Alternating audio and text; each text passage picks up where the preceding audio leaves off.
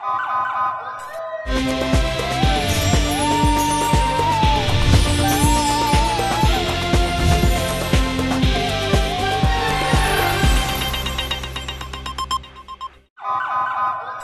पहले नजर डालते हैं अब तक की बुलेटिन। जी तो खबरों का सिलसिला बढ़ाते हुए गुजरांवाला से अहम खबर शामिल करते चले कि मरियम नवाज ने गुजरांवाला में बड़े प्रोजेक्ट्स का ऐलान कर दिया। गुजरांवाला मेट्रो बस प्रोजेक्ट शुरू करने और Gujranwala state of the art cardiac अस्पताल बनाने का ऐलान। कार्डिक सर्जरी कैथिक लैब की सहूलियात भी मिलेंगी। ब्रेन यूनिट और पैर जल्द शुरू होगा। निगार फाटक स्टेडियम को स्टेट ऑफ आर्ट बनाने का ऐलान। पार्क बनाने और हर की ब्यूटिफिकेशन का हुक्म। शहर की छोटी बड़ी सड़कें मुरम्मत बनाने का हुक्म।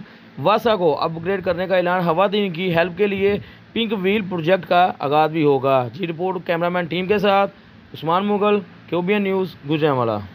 हनी लोशन 35 साल से इसी पे भरोसा है। दे यंगर, हेल्थियर, ग्लोइंग स्किन। यूं ही ग्लो करती रहो।